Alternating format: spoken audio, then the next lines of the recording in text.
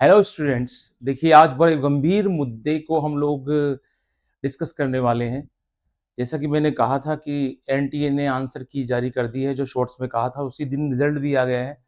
लेकिन रिजल्ट आते ही हम लोगों की जो उम्मीदें हैं और जो हम लोगों का जो एनालिसिस है ना, और जिस चीज़ का हमको डर था, वो सब चीज़ें एक साथ देखने को मिली। इस वीडियो में देखिए, जितना भी यूट्यूब पर और जितना हमारे क्यूज चल रहा है, उसमें हम चीज़ों में थोड़ा-सा एनालिसिस के पॉइंट ऑफ व्यू से चलेंगे। एक पॉजिटिव पक्ष और एक नेगेटिव पक्ष दोनों की बात करेंगे। लेकिन इस मौके पर हम सारे टीचर फ्रेटर्निटी आपके साथ हैं। और मैं ऐसा कोई विवादित बात नहीं करना चाहता, लेकिन आपके साथ सब चीज़ों को मैं डिस्कस करना चाहता हूँ। और इस मुद्दे पर कि जहाँ आप लोगों ने इतनी मेहनत की और नेट जैसे एग्ज़ाम को, जो इंडिया का टॉप मोस्ट एग्ज़ाम है, ठीक है? और उस एग्ज़ाम में आप लोगों ने इतनी मेहनत की और इसका जो रिज़ल्ट आता है, रिज़ल्ट में कुछ पॉइंट्स ऐसे हैं जिनको एनालिसिस करना ज़रूरी है। बहुत सारे पॉइंट्स ये अभी दौड़ रहे हैं आपके माइंड में और कुछ क्वेश्चन्स आ रहे हैं। जहाँ तक देखिए पॉइंट ऑफ व्यू है एग्ज़ाम का। एग्ज़ाम के पॉइंट ऑफ व्यू से अगर हम बात करें, तो जब भी कोई एग्ज़ाम होता है, तो उसपे जब ऑल इंडिया रैंक की बात करते हैं अपन के फर्स्ट रैंक आई, वो हमेशा वो फर्स्ट रैंक बड़ी प्रेस्टीज पॉइंट का रहता है। और वो आजकल के जो दौर है, हमने अगर आप पुराने लेक्चर्स देखेंगे मेरे, तो मैंने भी वो जो पॉइंट्स थे उनको उठाया था और वो पॉइंट्स इस बार ज़्यादा और बढ़ गया है उसका अमाउंट, ठीक है? तो आपकी इस घड़ी में हम आपके साथ हैं और आपको इस एनालिसिस के पॉइंट ऑफ व्यू से हम यही समझाना चाहते हैं कि आप थोड़ा धैर्य रखिए, ठीक है? एक समझदारी वाली स्टेप्स लीजिए और कोई सी भी ऐसा क्यूज मत कीजिए जो सही नहीं हो। और एक बात को हमेशा ध्यान रखिए, बी पैशन में रहोगे, पैशन के साथ रहो थोड़ा-सा तो ज़रूरी है। जिनका सिलेक्शन हुआ वो बधाई के पात्र हैं और जिनका सिलेक्शन नहीं हुआ उनको जो है थोड़ा-सा एनालिसिस के पॉइंट ऑफ व्यू से ध्यान देना है। पहले जो बहुत ज़्यादा अभी चल रहा है, हमारा जो गुस्सा है, जो हम लोग परेशान हैं, जो हम चाहते हैं, तो टीचर फ्रेटर्निटी के रूप में जो टीचर की जो नेट के जो फैकल्टीज़ हैं, उसके फॉर्म में हम आपके साथ हैं इस मौके पर। इसीलिए इस वीडियो को बनाने की ज़रूरत है। तो क्या-क्या पॉइंट ऑफ व्यू जिसको डिस्कस करना ज़रूरी है कि रैंक का पॉइंट ऑफ व्यू है, मार्क्स का पॉइंट ऑफ व्यू है, बोनस मार्क्स का क्या है, सेम रैंक है, ये कुछ पॉइंट्स ऐसे हैं जिसका बहुत ज़्यादा क्यूज़ हो रहा है। तो अगर हम देखें पहले पॉइंट को, कि नीट का जो रिजल्ट है उसमें सबसे ज़्यादा एक क्यूज़ हो रहा है कि 67 स्टूडेंट्स के 70 ऑल इंडिया रैंक 1 आई है और ये 720 मार्क्स हैं आउट ऑफ 720। इसको मैं हमेशा से कहता हुआ आ रहा हूँ कि इतना ज़्यादा अगर बच्चा पढ़ रहा है और इतनी ज़्यादा स्टडी कर रहा है और इतने ज़्यादा मार्क्स उसके आ रहे हैं, ये थोड़ा-सा अजीब है। अब किसी भी बच्चे को हम कह नहीं सकते कि वो लाएँ तो उस पे क्वेश्चन कर दें। तो क्वेश्चन करने का अधिकार हमें नहीं है, क्योंकि बच्चा मेहनत से लाया, हम तो यही मानकर चलते हैं। क्योंकि किसी की भी मेहनत पर क्वेश्चन मार्क लगाना, ये मेरे लिए तो पॉसिबल नहीं है। लेकिन एक पॉइंट ऑफ व्यू ज़रूर है कि 7 बच्चों के ऑल इंडिया रैंक जो हुई है, वो इतने मार्क्स आए हैं। अब इसमें क्या हमको ध्यान देना है और किन पॉइंट ऑफ व्यू पे ध्यान रखता है? पहला तो ये हो सकता है कि पेपर बहुत ईज़ी आया, तो ये 67 बच्चे जो बहुत एडवांस बच्चे थे और इन्होंने बहुत ज़्यादा मेहनत कर ली होगी, तो हिसाब से ये लेके आ गए होंगे, पहला पॉइंट ऑफ व्यू। और दूसरा पॉइंट ऑफ व्यू जिसको यूट्यूब पर पूरा क्यूज़ बन रहा है, जिसमें ज़्यादातर आप देख ही रहे हैं कि क्या है, तो उस पॉइंट ऑफ व्यू को अगर देखा जाए, तो उस पॉइंट ऑफ व्यू से ये थोड़ा-सा, इतने बच्चों का इतने मार्क्स लाना, है ना? किसी बच्चे को हम कोट नहीं कर सकते, लेकिन इतने बच्चों के इतने सारे मार्क्स लाना, ये थोड़ा क्वेश्चन मार्क का विषय ज़रूर है ना? और स्टैंडर्ड पेपर का बनना बहुत ज़रूरी है और इस स्टैंडर्ड पेपर जो होता है, सबका यूनिक पेपर हो, स्टैंडर्ड पेपर हो, तो वो उन चीज़ों का ध्यान देना बहुत ज़रूरी है। क्योंकि ऐसे मार्क्स जो अब आ रहे हैं और नंबर्स ऑफ स्टूडेंट्स के बढ़ते जा रहे हैं, एक तो इस पॉइंट से हम लोगों को ध्यान रखना चाहिए। और कोशिश, अब एज़ ए स्टूडेंट मैं क्या कर सकता हूँ, तो देखिए, एज़ ए स्टूडेंट अगर मैं नीट 2025 की तैयारी कर रहा हूँ, तो मुझे इसको दिमाग से निकालना होगा कि यार इतने बच्चों की इतनी रैंक आ रही है, तो मेरा क्या होगा? वही बात आ रही है कि 125 सीट्स हैं एम्स में, उसमें मुझे क्या होगा? उसमें मेरा जो सवाल है कि भाई मेरा इस इन सीट्स पे, मेरा ऑल इंडिया मेडिकल साइंस का जो इंस्टीट्यूट है एम्स से, उसमें मेरा नंबर आएगा नहीं आएगा? क्योंकि इतने बच्चे जो हैं, है ना, इतने मार्क्स ला रहे हैं, तो थोड़ा सा तो पॉइंट ऑफ व्यू में आता है बच्चों। अब बच्चे अच्छे से मार्क्स ला रहे हैं, 700 ला रहे हैं, 710 ला रहे हैं, 9 ला रहे हैं, तो इतने मार्क्स लाने के बाद भी उन बच्चों का नाम नंबर नहीं आएगा। तो अब एक पॉइंट ऑफ व्यू से जो हम बात करेंगे एनालिसिस के पॉइंट ऑफ व्यू से, तो उसमें तो सीधी सी एक बात यह है कि अब क्या किया जाए, जो होना था वो तो हो चुका है ना, जो होना था वो हो चुका है। और जो सीट्स है, नंबर ऑफ सीट की, उसमें ज्यादातर बढ़ता जा रहा है, तो हम क्या करें, नीट 2025 वाले हम क्या करें? चॉइस वाले तो इस चीज को देख ही रहे हैं और उनको इस चीज को फेस करना ही है। तो इतना सा है कि अगर इतना ज्यादा हो रहा है कि भाई हमारा जो टारगेट है वो बिगड़ रहा है इन चीजों से, तो फिर हम लोगों को स्टडी लेवल बढ़ाना पड़ेगा और हमारे जो मार्क्स का जो तैयारी, जो पढ़ने की तैयारी, इसको हमको चेंज करके पैटर्न चेंज करना पड़ेगा। मैं अभी सारे पॉजिटिव पॉइंट ऑफ व्यू को लेकर चल रहा हूँ, लास्ट में एनालिसिस के पॉइंट ऑफ व्यू से बात करूंगा नेक्स्ट में। अगला जो है कि एनालिसिस में सेम सेंटर वाली बात, कि भाई एक और बड़ा क्यों मतलब माहौल बन रहा है कि यार एक ही कुछ सेंटर ऐसे हैं जहां पर सेम रोल नंबर के, नियरेस्ट रोल नंबर वालों के मार्क्स जो है ऑल इंडिया रैंक 1 है। तो ये भी थोड़ा सा प्रेस्टीज का पॉइंट तो ऐसा है जिसको थोड़ा सा आता है बात। लेकिन अब इस पर हम क्या स्टेप ले सकते हैं, है ना? इस पे तो एनटीए ही स्टेप लेगा और उसका ही एनालिसिस होगा। कोई सी भी बॉडी जो होती है जो एग्जाम कंडक्ट कराती है उसी के लिए है। तो हमें क्या करना चाहिए मैं लास्ट में बतलाऊंगा। एक ये बहुत ज्यादा अजीब लगता है और इसी को देखने के बाद ज्यादा हमारे मन में शक पैदा होता है। तो ये पॉइंट ऑफ व्यू ऐसा है जहां पर थोड़ी हमें भी लगता है कि यार इतने सारे बच्चे एक ही सेंटर से निकल रहे हैं या नियरेस्ट रोल नंबर वाले हैं, तो थोड़ा सा तो माइंड में आता है।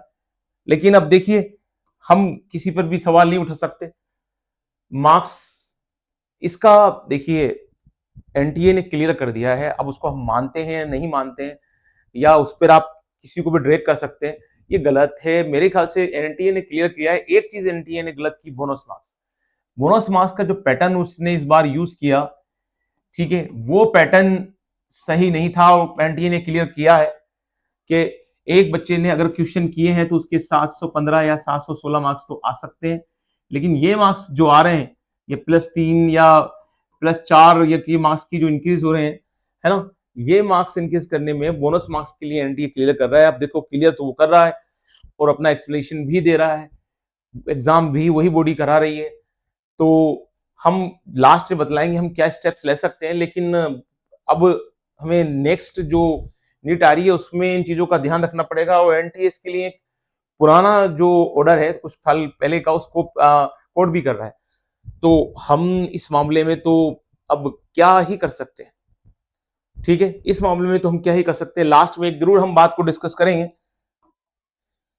एक और बात आती है कि अब इन तीनों पॉइंट्स को अगर हम देख रहे हैं कि भाई तीनों पॉइंट्स में अगर हम देख रहे हैं कि सेम सेंटर वाली प्रॉब्लम, ठीक है, जो 67 बच्चों की रैंक है, सेम सेंटर वाली प्रॉब्लम, ठीक है, ऑल इंडिया रैंक का कंडीशन, अब हम इस मार्क्स की वाली कंडीशन को भी देख ही रहे हैं। तो अब हम क्या कर सकते हैं, हमें क्या करना चाहिए इस कंडीशन में? तो मेरे लिए सबसे सीधी सी बात है कि आप थोड़ा सा अपने आप पर कूल रखें, सब्र करें, ठीक है, धैर्य के साथ रहें, हाँ, बी पैशनेट, क्योंकि बहुत जरूरी है आप लोगों के लिए कि हम सब इस मुद्दे को उठा ही रहे हैं। यूट्यूब पे प्लेटफॉर्म पे अलग अलग तरह से हम करने की कोशिश कर रहे हैं कि एनटीए इस चीज को कंसिडर करें। हम मेल भी करेंगे, आप भी ध्यान रखें कि हो सकता है तो मेल कीजिए। लेकिन एक बात हमेशा ध्यान रखिए, आप मेल कीजिए, आप ट्वीट कीजिए, आप टॉक कीजिए, जैसे हम कर रहे हैं, इस बात को उठा रहे हैं, ठीक है। मीडिया में भी अगर आप जितना हो सकते हैं बात को उठाइए। अगर कुछ दाल में काला है या थोड़ी सी भी दाल काली है, तो वो चीज एनटीए के बात दिमाग में आना चाहिए। और जब एनटीए के दिमाग में आएगी तो ऐसी बॉडी है, कुछ ना कुछ तो वो ऐसा करेगी कि हमारे साथ गलत ना हो। तो इन प्लेटफॉर्म पर अपनी आवाज उठाइए आप, और कोशिश कीजिए कि आपकी बात अगर बिल्कुल भी प्रूफ है या बिल्कुल सही है, हवाबाजी करने से तो हम मतलब होगा नहीं कि हम हवाबाजी कर कर किसी भी इंस्टीट्यूट पर या किसी भी चीज पर हम बात कर लें या किसी को भी ड्रैग कर लें। वो तो एक समझदार इंसान की बात नहीं होती है। जब हम कोई एग्जाम देते हैं तो ये पक्की सी बात है कि यार किसी का सिलेक्शन होता है, किसी का नहीं होता। जब नहीं होता तो बहुत दुख होता है, ठीक है। और जब बहुत दुख होता है तो फिर हम क्या कर सकते हैं, है ना? तो इस कंडीशन में मैं बिल्कुल आपके साथ हूं। जब हमारा सिलेक्शन नहीं होता हम लोग टूट जाते हैं। हमने भी कई एग्जाम दिए हैं, ठीक है, और हमने देखा है कि कई एग्जामों में बहुत ज़्यादा प्रॉब्लम हो जाती है और जो इंस्टीट्यूट एग्जाम जो कराती हैं, जो जो संस्थाएं एग्जाम कराती हैं, वो कंसिडर कर रही हैं, गवर्नमेंट भी कंसिडर करती है उन चीज़ों को। तो जनता की आवाज़ तो सरकार के पास जाती ही है, इंस्टीट्यूट के पास जाती है, तो ऐसा नहीं है कि वो आपके साथ गलत होने देंगे, ठीक है? वो आपके साथ गलत होने देंगे। आप अपनी बात को उठाइए, बात रखिए, अगर रियल में उस बात में दम है, तो एनटीए हर चीज़ को क्लियर करेगा। लेकिन बोनस मार्क्स वाला जो सिस्टम इस बार उठाया गया करा गया जिस तरीके से करा गया, लेकिन वो उन्होंने एक कोर्ट भी दिया है उसके लिए कि आदेश जो कोर्ट का था उसके माननीय जो कोर्ट था उसके आदेश के अकॉर्डिंग ही उन्होंने जो डिसीजन लिया है, तो अब उसमें तो हम बोल ही क्या कर सकते हैं। लेकिन कुछ बात तो है, जितने इतने बच्चों को इतने मार्क्स आ रहे हैं, जिसको मैंने पहले भी कहा था, तो अब हम क्या कर सकते हैं? मेन मुद्दा तो ये है कि हम क्या कर सकते हैं, वो तो मैंने आपको बतला दिया कि इन प्लेटफॉर्म पर अपनी बात उठाइए। इसीलिए इस वीडियो की जरूरत पड़ी है कि हम आपके साथ हैं, इस पॉइंट ऑफ व्यू में हम आपके साथ हैं, ठीक है? और इसमें कोई भी दो राय नहीं है कि हम इस बिंदु पर आप लोगों के साथ छोड़ देंगे, हमेशा आपके साथ हैं बच्चों, क्योंकि हम जानते हैं कि तैयारी करने में कितनी मेहनत लगती है। फिजिक्स, केमिस्ट्री, बॉटनी, जूलॉजी को कमांड करना और फिर उसके साथ इतने सारे बच्चों के साथ कम्पीट कर कर, ठीक है? इतना टाइम देना और इतना अपने घरवालों की होप्स के साथ फिर ये इस चीज़ से पूछना। लेकिन आप पॉजिटिव रहिए, किसी भी कंडीशन में अपने आप को ड्रैग मत कीजिए, है ना? अगर आपको ये चीज़ें हिट कर रही हैं और सही डायरेक्शन में हिट कर रही हैं तो बढ़िया है, गलत डायरेक्शन में हिट कर रही हैं तो ऐसा कोई भी वीडियो मत देखिए आप, ठीक है? और अगर आप लोगों को सही डायरेक्शन में हिट कर रही हैं तो फिर तो ठीक है। अब आप क्या कर सकते हैं? अब मेरे लिए क्या है कि यार जो हो गया वो हो गया। मेरे लिए क्या कर सकता है? तो कुछ प्लेटफ़ॉर्म्स ऐसे हैं कि अगर आप नेट 2024 के एस्पायरेंट रहे हैं और अगर आपने एग्ज़ाम दिया है, तो फिर आप इन प्लेटफ़ॉर्म पर अपनी बात को उठा सकते हैं। लेकिन अगर आप नेट 2025 के स्टूडेंट हैं, तो अब आपको क्या करना चाहिए? वही बात यह है कि हमारी जो बॉटनी, जूलॉजी, केमिस्ट्री और फिजिक्स की जो तैयारी है, उसको थोड़ा-सा और शार्प कीजिए, क्लियर? ज़्यादा से ज़्यादा मार्क्स लगाने की कोशिश कीजिए कि हमारे 720 जो मार्क्स हैं, इसके नीचे की लिस्ट में अगर हम उल्टा चलें, तो हमारे मार्क्स की जो रेंज है, ये रहे, है ना? या हमारे मार्क्स की रेंज इसके तकरीबन तो पहुँच ही जाए। कोशिश ये करें कि इस तकरीबन पहुँच जाए। कई बच्चे ऐसे हैं जो अच्छे-अच्छे नंबर लाएँ, मार्क्स लाएँ, फिर भी उनको एमबीबीएस के जो है दिक्कतें आनी है सीट्स के अकॉर्डिंग, अब कर ही क्या सकते हैं इस चीज़ में?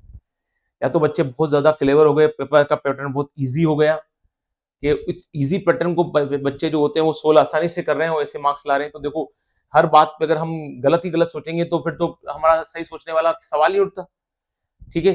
तो इस बात पर तो ध्यान देना ज़रूरी है कि हो सकता है भई हम सबका जो इंटरप्रिटेशन है वो गलत जा रहा हो और बच्चे बहुत मेहनत कर रहे हों, ठीक है?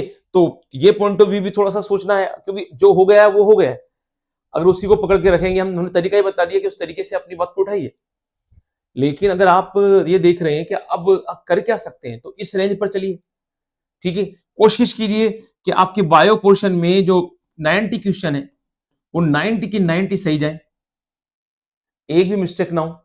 केमिस्ट्री के जो 45 क्वेश्चन है, वो 45 के 45 सही जाए और फिजिक्स के जो मटेरियल है, जहां बच्चे बायोलॉजी वाले थोड़ा-सा लूज़ कर देते हैं, नहीं करेंगे तो वेरी गुड, लेकिन कोशिश कीजिए कि यहाँ किसी भी कंडीशन में इससे नीचे ना जा पाए। इसके नियरेस्ट हो गए तो फिर तो बल्ले-बल्ले है ही सही। पॉजिटिव रहिए, मैं तो आपसे यही कहूँगा, क्योंकि हमने भी कई कॉम्पिटिशन दिए हैं, फेलियर को भी देखा है, फेस करा है और क्या गुज़रती है दिल पर हम जानते हैं। लेकिन देखो, पॉजिटिविटी भी एक चीज़ होती है ना? अभी इतने में वीडियोज़ देख रहा हूँ कि सब वीडियोज़ में हमारा गुस्सा बढ़ता जा रहा है, जो ज़ाहिर-सी बात है, लेकिन हम अब जो प्लेटफ़ॉर्म पे आवाज़ उठा सकते हैं, वही तो करेंगे ना। हमें तो पॉजिटिविटी को ही थामे रखना है और पॉजिटिविटी के साथ ही चलना है। तो हमें पॉजिटिविटी के साथ ही चलना है बच्चों, ठीक है? और जो नेट 2024 के एस्पायरेंट्स हैं, मैं उनसे फिर कहना चाहता हूँ कि हम आपके साथ हैं। आप प्लीज़ अपना सब्र, अपना धैर्य बनाए रखिए। जिन प्लेटफ़ॉर्म पे आप आवाज़ उठा सकते हैं, उठाइए, लेकिन एनटीए से आप कनेक्ट करने की कोशिश कीजिए, गवर्नमेंट से कनेक्ट करने की कोशिश कीजिए। अगर कहीं कुछ बात होगी, तो वो सामने आ ही जाएगी, कि कोई भी गलत चीज़ कभी भी पर्दों में ढक के नहीं रह सकती। लेकिन अगर हम एजुकेशन के, पढ़ाई के पॉइंट ऑफ व्यू से बात करें, तो अब हमें इन चीज़ों पर ध्यान देना पड़ेगा।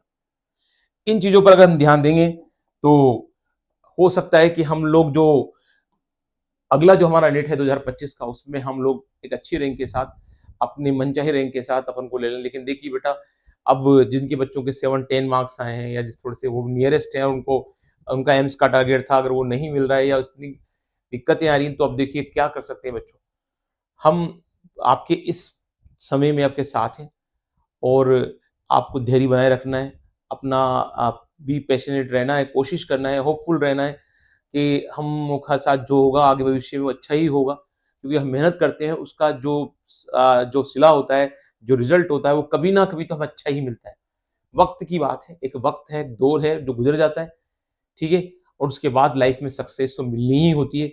अगर उस सक्सेस मेहनत करने के बाद भी उस सक्सेस में थोड़ी कमी रह गई, तो कोई बात नहीं, समय आपको उसका रिज़ल्ट ज़रूर देगा।